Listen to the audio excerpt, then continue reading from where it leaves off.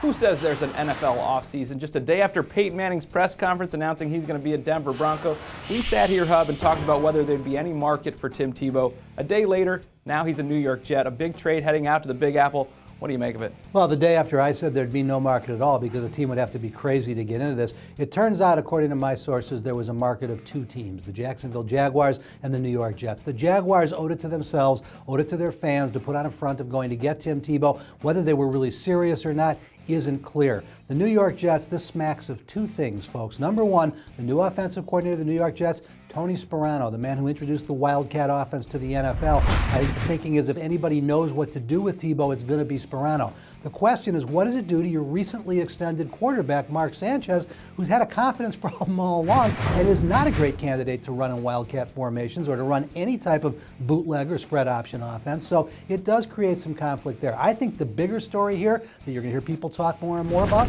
this is the New York Jets saying, look at us. They're lost in that market right now. They were the biggest disappointment in the NFL last year, while the Giants won their second Super Bowl championship in 5 years. This has Rex Ryan's imprint all over it. Now we can say, hey, we've got Tebow, we're the team. They're going to make all kinds of headlines with it, and they're back where they want to be on the front page. Yeah, of all the teams you talked about with Tebow, previously, whether it was the Dolphins or the Jaguars, talked about the business side of it maybe as important as the football side of it. The Jets, they don't need it for the business side. They're not going to sell more tickets, most likely because of Tebow.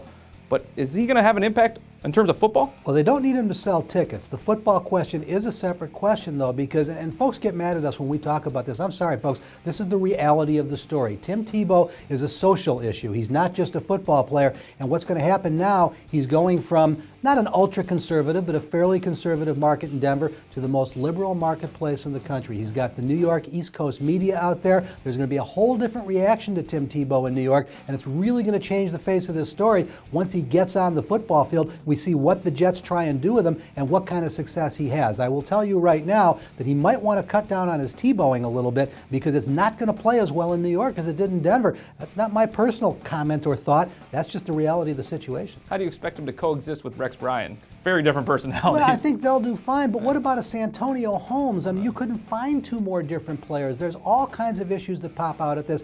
I'm not going to say the Jets didn't think it through. They clearly have a plan here, but I'm not sure they looked at all the possibilities when they went and pulled the trigger on this deal. I think their main impetus was to get back on the front page, and they certainly accomplished that. Yes, if you're not going to win Super Bowls, at least you win headlines in the offseason. The Jets have certainly done that. It'll be interesting to watch throughout the process. Tebow, Sanchez, Rex Ryan, all in New York. We'll have it for you here at ProFootballWeekly.com.